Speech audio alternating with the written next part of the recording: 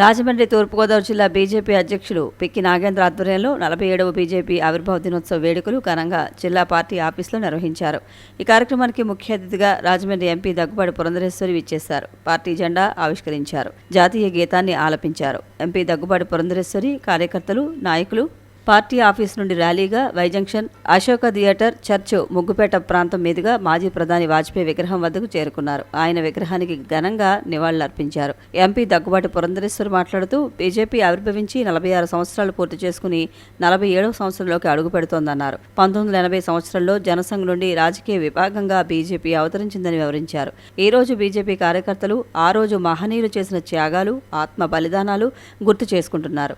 ఎటువంటి లాభపక్ష లేకుండా పార్టీకి అంకితభావంతో పనిచేసిన కార్యకర్తలను, మహానుభావులను స్మరించుకుంటూ తిరిగి బీజేపీ సేవకు అంకితం అవుదాము అని సంకల్పించాల్సిన రోజు అని పేర్కొన్నారు. బీజేపీ జనసంఘ్ ఉన్న సమయంలో కావచ్చు, బీజేపీగా అవతరించిన తరువాత ఆ రోజు తీర్మానించిన నిర్ణయాలు మరవకుండా నేటికి పనిచేస్తున్న అంకితభావాన్ని ప్రజలు గమనించాలన్నారు.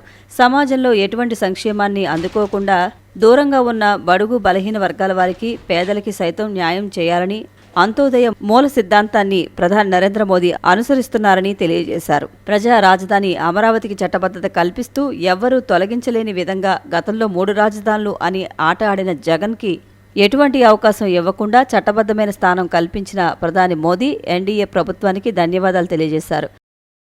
భారతీయ జనతా పార్టీ ఆది నుండి కూడా సమాజంలో ఉన్నటువంటి పేద బడుగు బలహీన వర్గాల వారి యొక్క అభివృద్ధిని ఆకాంక్షిస్తూ ఎప్పుడూ కూడా పనిచేస్తున్నటువంటి సందర్భంలో మీరు కనుక ఈ 11-12 సంవత్సరాల ప్రస్థానం చూసుకున్నట్లయితే పేదవాడిని కేంద్ర బిందువు చేసుకుని నరేంద్ర మోడీ గారు అంత్యోదయ అనేటువంటి మూల సిద్ధాంతం ఏదైతే ఆనాడు జనసంఘ్ నుండి కూడా మాకు అందిస్తూ వచ్చారు పెద్దలు, దానికి అనుగుణంగానే అనేక కార్యక్రమాలు వారు ప్రవేశపెట్టడం జరిగింది.